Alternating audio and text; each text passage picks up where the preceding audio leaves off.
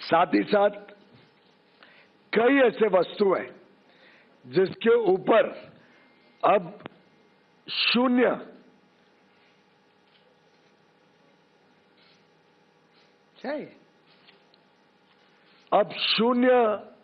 Duty लगेगी जब हमारे निर्यातक अमेरिका में, यूनाइटेड स्टेट्स ऑफ अमेरिका में सामान भेजेंगे। उदाहरण के लिए जेम और डायमंड्स पूरी तरीके से शून्य ड्यूटी लगेगी। फार्मास्यूटिकल प्रोडक्ट्स, जो भारत से दवाइयां बड़े रूप में जाती हैं, लगभग $13 बिलियन की, उस पे शून्य ड्यूटी लगेगी।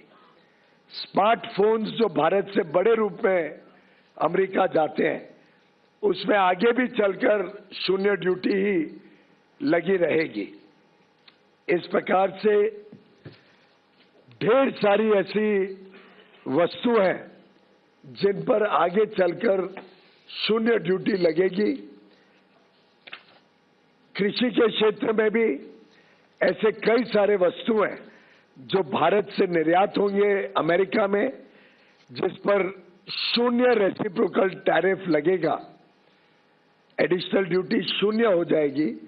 उदाहरण के लिए स्पाइसेस, चाय, कॉफी और उसमें से बने वस्तु, कोपरा यानी कोकोनट और coconut oil, vegetable wax, areca nut, Brazil के नट, कैशू नट, चेस्टनट, कई सारे फल और कई सारी सब्जियां,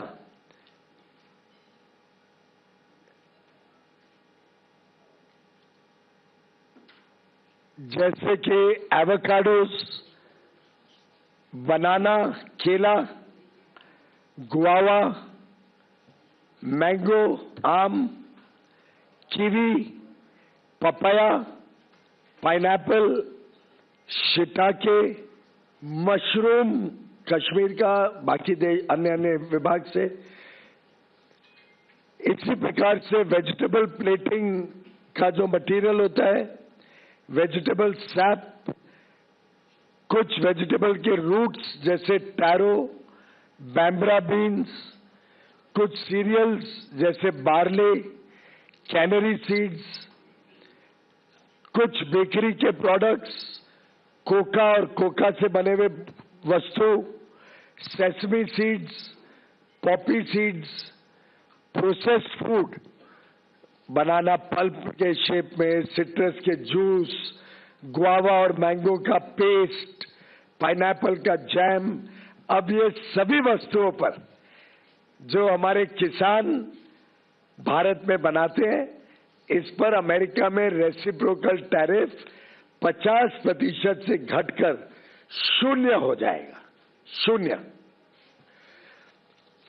इसी के साथ साथ कई सारे और वस्तु जो भारत से निर्यात होते हैं, जिसमें अमेरिका रेसिप्रोकल टैरिफ शून्य करेगा। उदाहरण के लिए एयरक्राफ्ट के पार्ट्स, मशीनरी के parts, generic drugs, pharmaceutical products, कुछ elementary auto parts, gem and diamonds जो वेस्ट बंगाल में बनते हैं, महाराष्ट्र, गुजरात में बनते हैं, तमिलनाडु में बनते हैं, केरल में बनते हैं।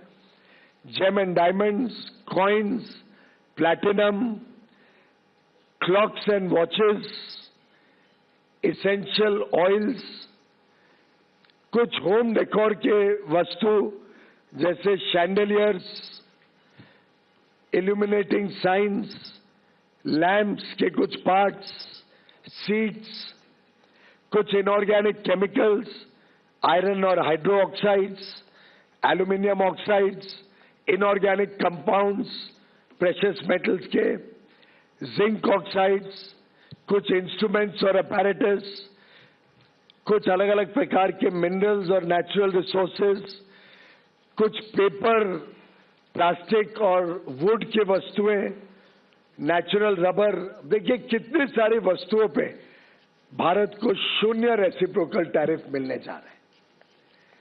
इसी के साथ साथ हम सबके लिए बहुत ही खुशी की बात है, और इसका तो मैं समझता हूं पूरे देश में चर्चा हो रही है कि कैसे कई सारे किसानों के किए गए वस्तु,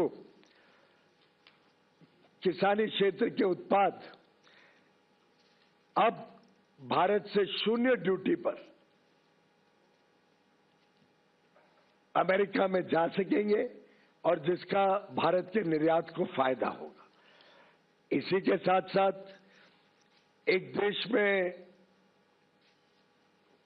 कुछ लोग जो भारत के किसानों के विरोधी है, भारत के किसानों की चिंता नहीं करते हैं, भारत को गुमराह करने की कोशिश करते हैं, ऐसे कुछ लोगों को आज ये देख के हैरानी हो रही है कि कैसे भारत और यूएस के इस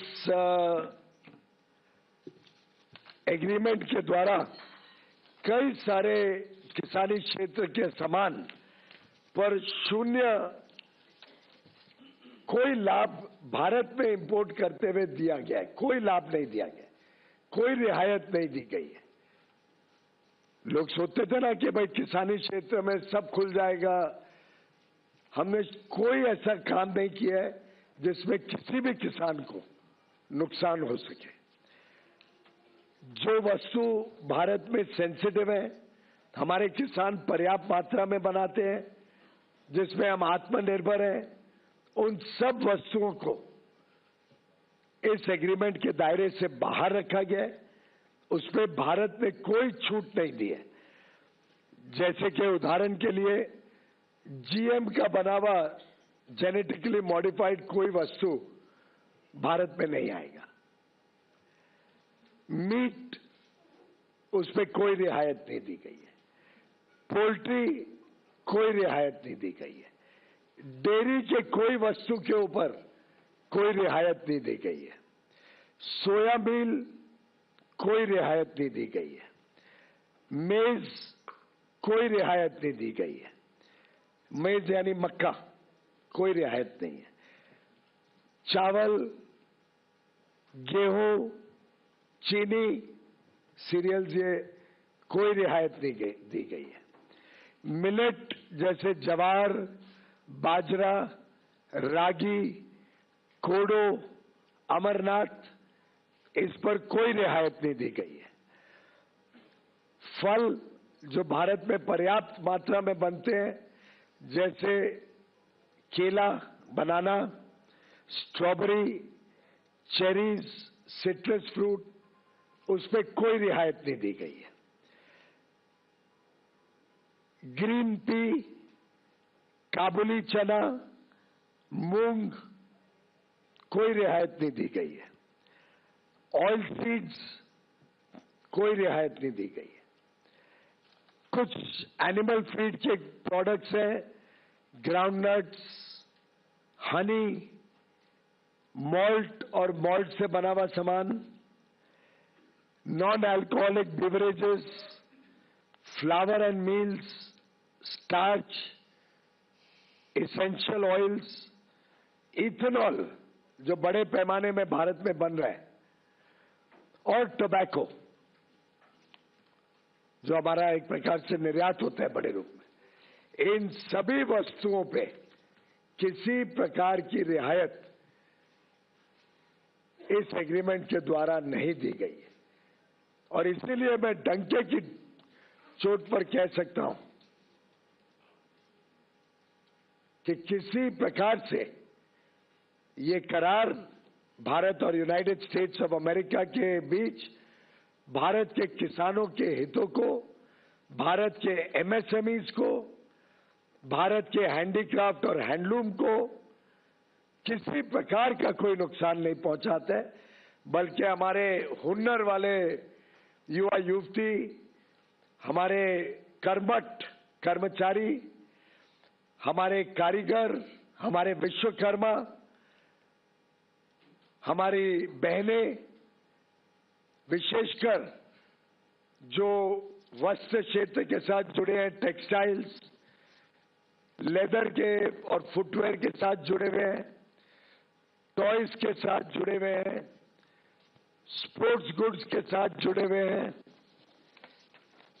ढेर सारे ऐसे क्षेत्र हैं जहां भारत को अब अमेरिकन मार्केट में लाभ मिलेगा। भारत को कम ड्यूटी पर, बाकियों से कम ड्यूटी पर, मात्र 18% पर रेसिप्रोकल ड्यूटी, उनको वहां पे मार्केट एक्सेस मिलेगा। होम डेकोर हो, वुड और फर्नीचर हो, पिलोज, कुशन जो अपहोल्स्ट्री के साथ सामान बनता है, quilts, comforters, non electrical lamps, इसी प्रकार से जो मशीनरी और पार्ट्स, अलग अलग प्रकार के मशीनरी के पार्ट्स होते हैं, खिलौनों का मैंने जिक्र किया, टॉयज, ज्वेलरी जो बनती है, ज्वेलरी,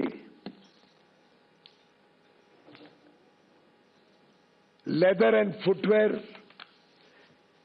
टेक्सटाइल और अपैरल का बहुत बड़ा हमारा निर्यात में फायदा होगा। खासतौर पे सिल्क, जिसको silk is at zero duty, silk के प्रोडक्ट्स जीरो ड्यूटी पे ले आए हैं। तो एक प्रकार से अलग अलग क्षेत्रों को निर्यात के लिए लाभ देना और हमारे किसानी क्षेत्र को आयात से संभालना, सुरक्षित रखना, ये दोनों का twin objective United states of America और भारत के इस द्विपक्षीय करार में किया गया है। मैं माननीय प्रधानमंत्री नरेंद्र मोदी जी और माननीय डोनाल्ड ट्रंप जी, राष्ट्रपति यूनाइटेड स्टेट्स के, दोनों को बधाई देता हूं कि बड़ा ही फेयर, इक्विटेबल और बैलेंस्ड ट्रेड एग्रीमेंट जो भारत के हितों को संरक्षित रखता है, द्विपक्षीय व्यापार को मौका देता है बढ़ने के लिए, भारत को अलग अलग प्रकार के टेक्नोलॉजी प्रोडक्ट्स जो हमारे विकास के लिए हमें आवश्यकता है, उदाहरण के लिए हवाई जहाज हो, सेमीकंडक्टर्स हो, चिप्स हो, एआई मिशन को हमें आगे लेके जाना है, हाई क्वालिटी मशीनरी हो जो हमें सेमीकंडक्टर इंडस्ट्री और क्वांटम और हाई क्वालिटी इनोवेटिव प्रोडक्ट्स जो भारत में लगते हैं, इन सबको अब भारत में मौका मिलेगा। भारत के उपभोक्ताओं को लाभ देने का मौका मिलेगा या नए रोजगार के अवसर खड़े करने का मौका मिलेगा, भारत की अर्थव्यवस्था को तेजी से आगे लेके जाने का।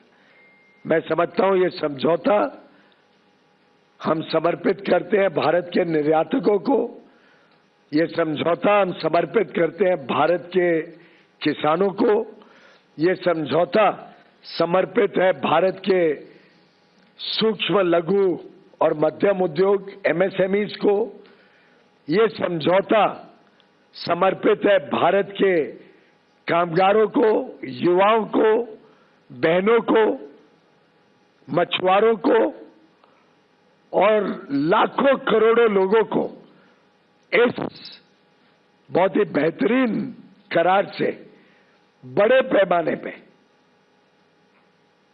रोजगार के अवसर, उद्योग के अवसर, उद्यमी बनने के अवसर, स्टार्टअप शुरू करने के अवसर, व्यापार करने के अवसर अलग अलग क्षेत्रों में मिलेंगे। मेरा पूरा विश्वास है कि 140 करोड़ देशवासी पुनः एक बार दिवाली मनाएंगे, खुशहाली मनाएंगे। और इस साल तो 12 महीने में हमने इनकम टैक्स का देखा 12 लाख रुपए तक की छूट। हमने इसी साल में जीएसटी में ऐतिहासिक लगभग हर एक रोजमर्रा की वस्तुओं पे बड़ी छूट देखी।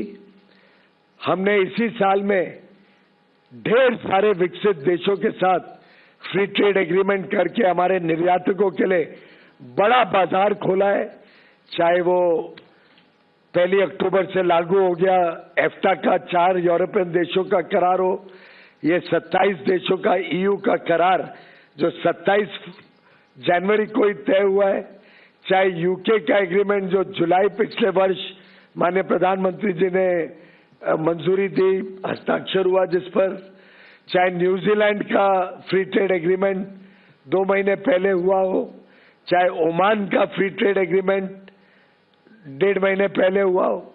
आप देखिए कितने सारे ढेर सारे अवसर और उन सब के ऊपर ये बड़ा सौगात भारत और यूनाइटेड स्टेट्स ऑफ अमेरिका के बीच ये एग्रीमेंट वास्तव में भारत को नई ऊंचाइयों पर लेके जाएगा और नए युग विकसित भारत की तरफ हमारे अमृत काल की तेज गति से प्रगति को और 4 चांद लगाएगा। बहुत बहुत धन्यवाद।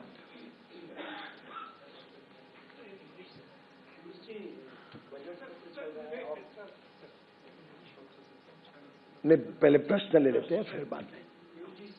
सत्र चल रहा है, ऑपोजिशन ये कह रहा है कि सरकार कह रही है कि ये डील बहुत अच्छा है, तो सदन में इस पर चर्चा हो जाए तो पूरा देश जान पाएगा कि आखिरकार हितों के साथ समझौता हुआ है या नहीं हुआ है।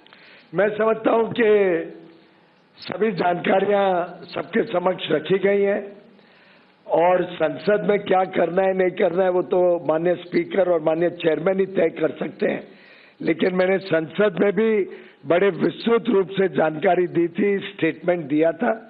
संसद में एक एक वस्तु तो नहीं सुनाई जा सकती है, स्वाभाविक है, वो तो काम देश को हमें डायरेक्टली करना पड़ेगा।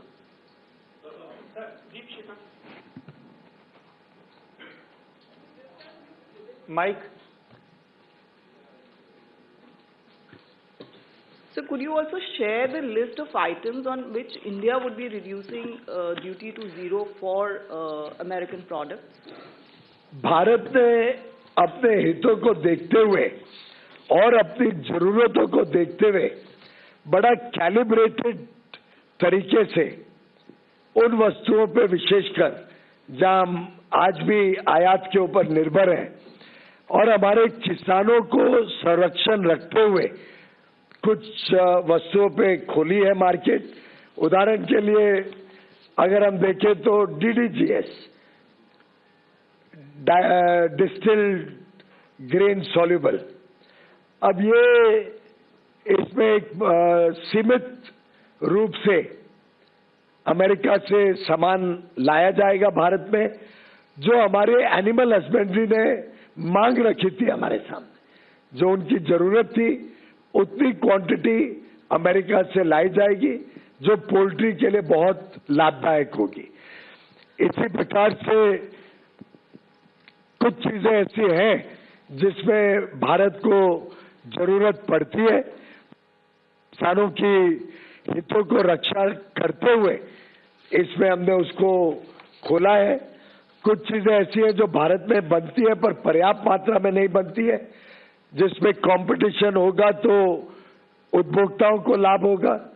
कुछ वाइन्स और स्पिरिट्स खोली है जो अमेरिका में बनती है और कुछ लोग भारत में लेना चाहते हैं, तो अल्कोहलिक बेवरेजेस में कुछ खुलासा किया गया है जिसमें एक मिनिमम इंपोर्ट प्राइस भी रखी है, जिससे भारत के स्वदेशी उत्पाद और उसके बीच कंपटीशन ना हो, दोनों एक दूसरे के पूरक बने। तो कुछ चीजें हम 20 साल से जब यूपीए की सरकार चल रही थी तब से इंपोर्ट चलते आ रहे हैं, जैसे पिस्ता है, वॉलनट है, आलमंड है, कुछ लेंटिल है, कुछ चीजें वर्षों वर्षों से निर्यात होते जा रही हैं, उन चीजों के ऊपर हमने फेस्ड एलिमिनेशन कुछ चीजों पर, और जो हमारी जरूरत है कुछ चीजों पर शुरू से ही उनको छूट दी है। वैसे ही मैंने जैसे पहले बताया, इंडस्ट्रियल प्रोडक्शन में बहुत सारे ऐसे वस्तु हैं जो भारत की जरूरत है। कई सारी दवाइयां हैं जो बहुत इनोवेटिव हैं, कैंसर के ट्रीटमेंट के लिए, हार्ट के ट्रीटमेंट के लिए, न्यूरो ट्रीटमेंट के लिए, पीडियाट्रिक ट्रीटमेंट के लिए, जो महंगी हो जाती है ड्यूटी लगने से। ऐसे कई सारे वस्तु जो देश हित में है, जनहित में है, उनको खोला गया है। ऐसे ही हमारे उपभोक्ताओं के लिए कॉस्मेटिक्स कुछ खोले गए हैं जो कंपटीशन लाएंगे, चीजों को सस्ता करेंगे भारत में। ऑर्गेनिक और इनऑर्गेनिक केमिकल्स भारत में काफी इंपोर्ट होते हैं, उसमें ड्यूटी कम की गई है। कंप्यूटर से रिलेटेड कई प्रोडक्ट्स आज भी विदेश से आते हैं। हम चाहते हैं कि वो ऐसे देशों से आए जहां पे फ्री ट्रेड है और जहां पे दोनों द्विपक्षीय ट्रेड है, तो उसमें हमने रियायत दी है। कुछ मेडिकल डायग्नोस्टिक रीजेंट्स होते हैं, मेडिकल डिवाइसेस हैं कुछ जो भारत की आवश्यकता है, कुछ फाइबर स्कोप्स हैं, लैप्रोस्कोप्स हैं, एक्सरे के कोई वाल्व लगते हैं। ऐसे करके बहुत चोजन प्रोडक्ट्स, और हमने देखा कि इन प्रोडक्ट्स में आज भी भारत $26 बिलियन का इंपोर्ट करती है, जिनको खोला गया है। कुछ प्रोडक्ट्स को कुछ समय सीमा में खोला गया है जिसमें ट्रांजिशन पीरियड मिले और भारत के मैन्युफैक्चरर्स को पर्याप्त समय मिले एस्टैब्लिश होने का। इसमें भी कुछ मेडिकल डिवाइसेस हैं जैसे पेसमेकर्स, कुछ पेट्रोलियम और गैस की मशीनरीज हैं, कुछ डायग्नोस्टिक इंस्ट्रूमेंट्स हैं, इमेजिंग अपैरेटस है, हार्ट लंग मशीन्स हैं, हियरिंग एड सिस्टम्स हैं, आर्टिफिशियल जॉइंट्स है। जो चीजें भारत में हम डेवलप भी कर रहे हैं, पर साथ साथ में विदेश से आएगा, स्पर्धा होगी, तो हमारे उपभोक्ताओं को अच्छी गुणवत्ता का भी माल मिलेगा और सामान भी सस्ता रहेगा, एफिशिएंसी आएगी इंडस्ट्री में। और कुछ थोड़े बहुत प्रोडक्ट्स हैं जहां पे हमने टैरिफ का एक कोटा दिया है जिसमें टैरिफ रिडक्शन की है। तो इस प्रकार से भारत के ऑफर्स हैं। स्वाभाविक है, कोई भी द्विपक्षीय जब करार होता है तो दो तरफा होता है और दोनों तरफ को लाभ होता है, तभी वो आगे फलता फूलता है। Piyush sir, has India agreed not to import Russian oil as mentioned in Trump executive order? ये इसकी जानकारी आपको दे पाएंगे। सर, कपास और सेब जो आपने जो लिस्ट आई है एक प्रोडक्ट्स की, उसमें कपास और सेब का क्या स्टेटस है? क्या उसके लिए हमने बाजार खोला है? इन दोनों के ऊपर आज के दिन भी इंपोर्ट भारी मात्रा में होता है। उदाहरण के लिए सेब आज भी 6 लाख टन इंपोर्ट होता है।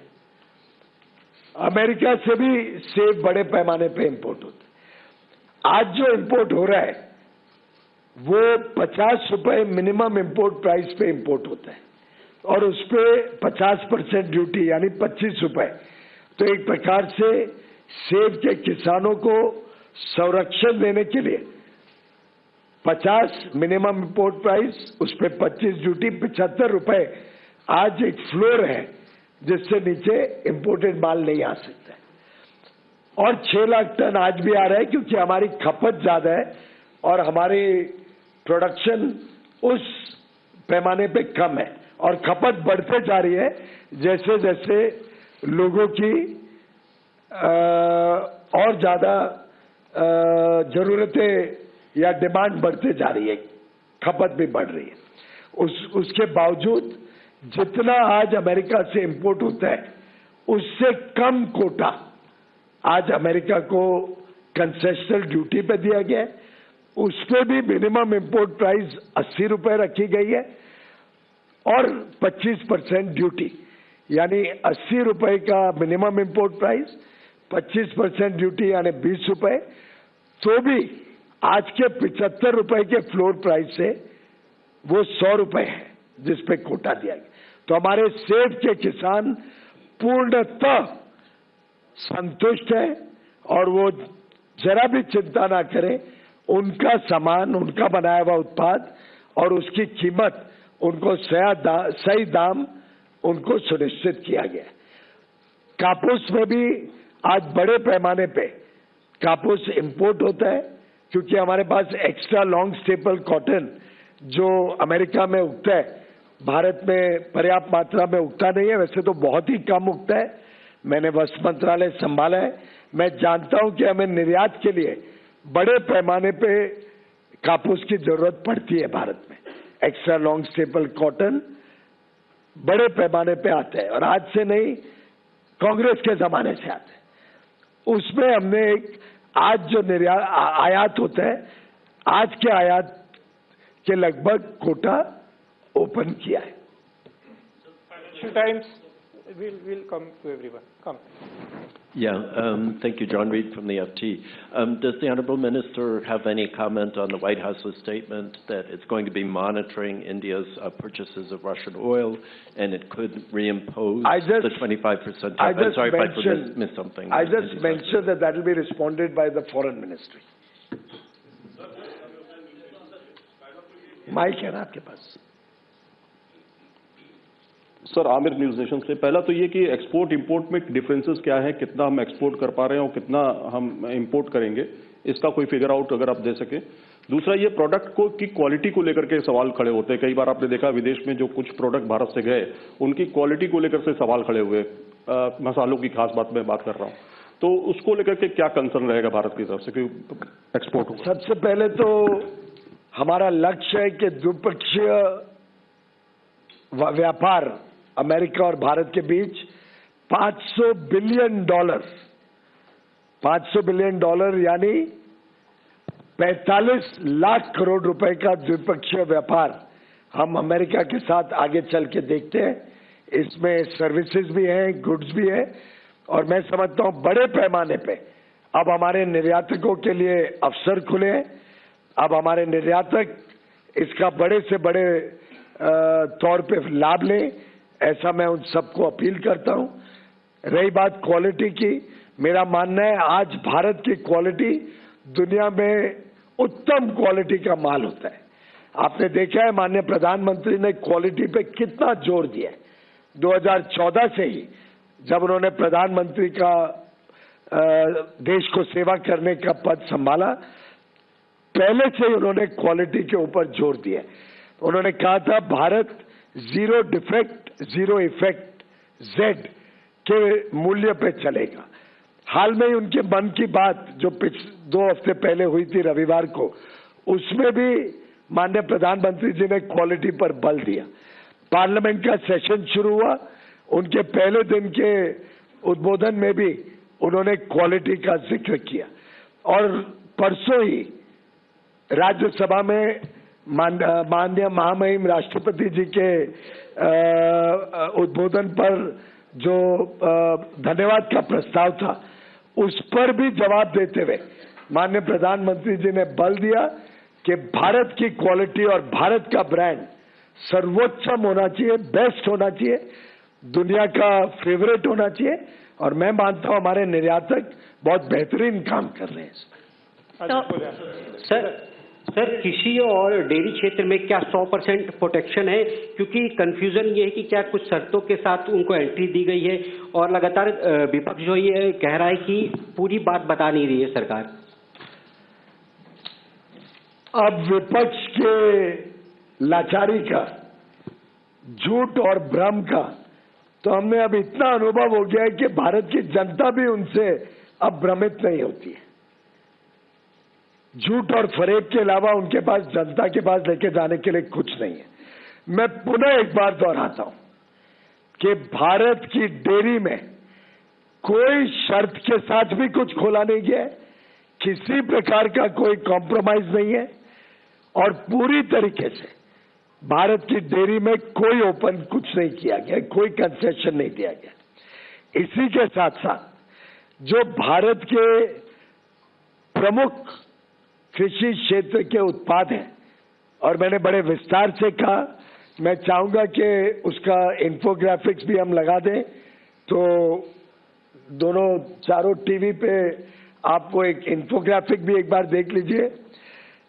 हमने जो मेन इंडिया के प्रोडक्शन है, जिसमें मीट है, पोल्ट्री है, डेयरी है, जीएम फूड प्रोडक्ट्स हैं, सोयाबीन है, मेज है, सीरियल्स है, मिलेट्स है, जवार, बाजरा, रागी, कोडो, अमरांत, फल है, केला, स्ट्रॉबेरी, चेरी, सिट्रस फ्रूट यानी मेरे ख्याल से संतरा वगैरह, ग्रीन पीस, काबुली चना, मूंग, ऑयल सीड्स, कुछ एनिमल फीड के प्रोडक्ट्स, ग्राउंडनट, हनी, मॉल्ट और उसके extract, non alcoholic beverages, flower और मील्स, स्टार्च, कुछ एसेंशियल ऑयल्स, इथेनॉल और टबैको। अब इतने ये वस्तु एक बार मोटे और भी है, जिसके इन्फोग्राफिक्स आप सबको शेयर भी हो जाएंगे, स्क्रीन पे भी लगातार दिखाए जाएंगे।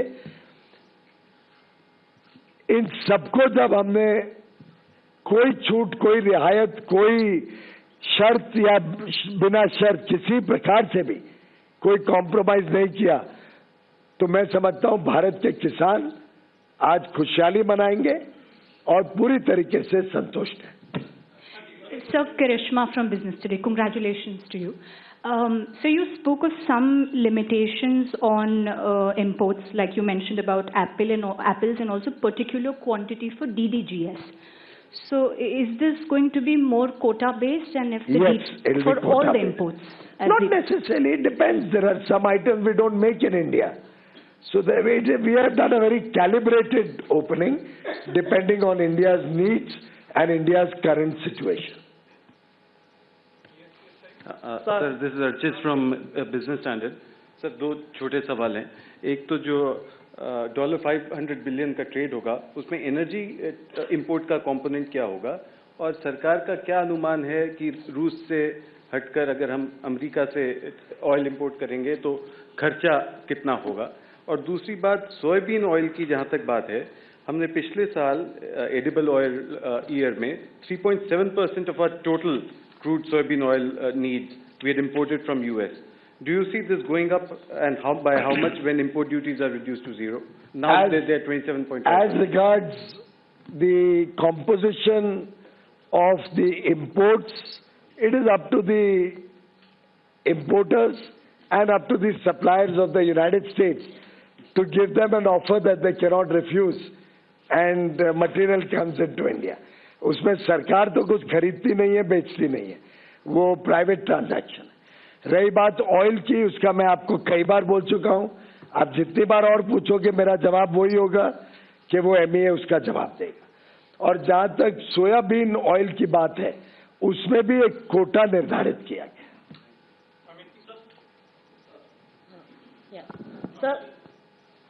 Sir, Amity here from Business Line.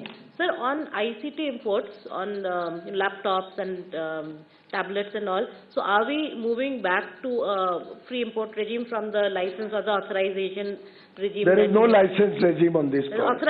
Authorization requirement. Well, that is more directed towards safeguarding our interests from countries which are known to do predatory pricing or supply goods at irrational prices, which are even sometimes lower than the cost of manufacture in India. Countries which have fair play, and certainly, and it is important that we all understand this, a country like the United States of America, where the cost of labor is probably 50 times the cost of labor in India, a country like the United States of America with a per capita income of $90,000 nearly, versus India, which is at $3,000 per capita. There is certainly no competition. We actually complement each other. And for our national security, we will certainly need many ICT products. For example, NVIDIA chips. We will certainly need AI equipment. We will certainly need data centers if we have to remain abreast with what is happening in the world. If our IT companies have to reorient themselves to start becoming more in tune with the needs of the world, we will need these important ICT products. It is a big win. I repeat, it is a big win for India that America has agreed to provide us all these ICT products, which are the need of the hour in our country. Shailesh sir हाँ लीजिए mic उठा लीजिए। यहाँ से smartphone वगैरह जाता है और इलेक्ट्रॉनिक्स कंपोनेंट जो एक्सपोर्ट होते हैं उस पे स्टेटस क्या होगा? और दूसरा सर जॉइंट स्टेटमेंट में जो लास्ट का चौथा पॉइंट है उसमें कुछ बोला गया है ऐसा कि यूएस और इंडिया जो है आगे भी टैरिफ कम करने पे बातचीत करते रहेंगे, जो 18% अभी हुआ है, ऐसा ये अगर मैं गलत हूँ तो सही करिएगा सर इसका। सबसे पहली बात तो स्मार्टफोन्स आगे भी जीरो ड्यूटी पे भारत से एक्सपोर्ट होते रहेंगे। उनका निर्यात जीरो ड्यूटी पे आगे भी चलेगा, जो एक प्रकार से बड़ा एज देता है भारत के स्मार्टफोन इंडस्ट्री और मैन्युफैक्चरर्स को। और स्वाभाविक है, हम तो बड़े लक्ष्य के साथ दुनिया के साथ काम कर रहे हैं। भारत अब कमजोर नहीं है। भारत एक आत्मनिर्भर और आत्मविश्वास से भरा हुआ देश है और हम चाहेंगे कि आगे भी हम यूनाइटेड स्टेट्स के साथ अपने रिश्ते और सुधारें और नई चीजों पे चर्चा करें। तो ये पहला फेज है। आगे हम और देखेंगे कि क्या द्विपक्षीय लाभ जो दोनों तरफ को लाभ मिल सकता है, उन चीजों पे आगे चर्चा करें। Madam Nidita from CNN News 18. I would like to ask you, sir, how this deal will complement the Make in India? The very fact that America has innovation and technology far superior to any other country in the world, but because of their high cost of production and labor, there are many products which they are not able to compete in the world markets at affordable prices. Provides a huge, unique opportunity for American innovation to produce in America for the needs of America and to collaborate with friendly countries, trusted democracies like India, to work together to manufacture in India to capture world markets. Therefore, we complement each other. Bharat और America एक दूसरे के पूरक हैं. We complement each other. हम स्पर्धा नहीं करते. We don't have a competition with each other. हाँ जी आलोक। सर ये जॉइंट स्टेटमेंट, असीम हूँ CNBC आवाज से। ये जो जॉइंट स्टेटमेंट है उसमें लिखा गया है कि वाइन एंड स्पिरिट्स के बाद एडिशनल प्रोडक्ट, तो एडिशनल प्रोडक्ट कौन से हैं और इसे इतना ओपन एंडेड क्यों छोड़ा गया है जॉइंट स्टेटमेंट के अंदर? दो तरफा बातचीत आगे भी चलती रहे, वो भारत के हित में है। और अगर फेयर, एक्विटेबल और बैलेंस्ड ट्रेड आगे और बढ़ता है तो मैं समझता हूं उसका तो स्वागत ही करना चाहिए। Sir, I am Prashant from Asianet News. How will this help the marine industry in India, and also are the American cars included in this agreement? The marine industry is already celebrating, and I compliment the fishermen and the seafood exporters, because when the duty went up to 50%,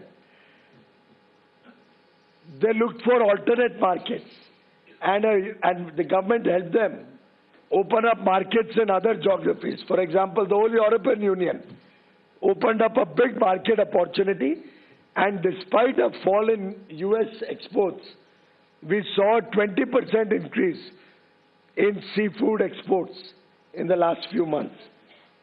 Now, with seafood also coming down to 18%, they will have a double benefit. They have new markets which they have opened up, and they will also be able to supply to the American market.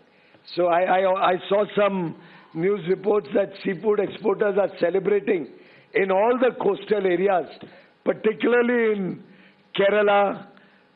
Seafood and fishermen are celebrating, particularly in Tamil Nadu. Seafood and fishermen are celebrating in Maharashtra, in Gujarat, in Andhra Pradesh, in Odisha. There's a wave of happiness amongst the seafood exporters.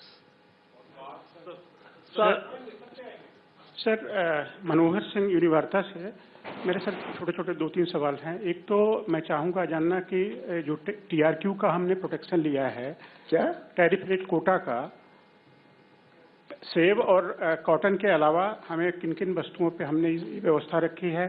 दूसरा जो हमारा steel और aluminium product है, जिसको national security act के तहत राष्ट्रपति Trump ने उसको जो है उनके आयात पे हमारे जो प्यूनिटिव या प्रोटेक्टिव टैरिफ्स लगाए, कई प्रोडक्ट्स हैं जिस पे टैरिफ रेट कोटा रखा गया, तो लिस्ट बड़ी लंबी है, समय पर आपके पास आ जाएगा। और जहां तक स्टील और एल्युमिनियम का सवाल है, वो पूरे विश्व के ऊपर उन्होंने 50% टैरिफ लगाया, तो वो टैरिफ पूरे विश्व में सबके ऊपर सेम है, जितना भारत पे उतने बाकी सब देशों पे भी है।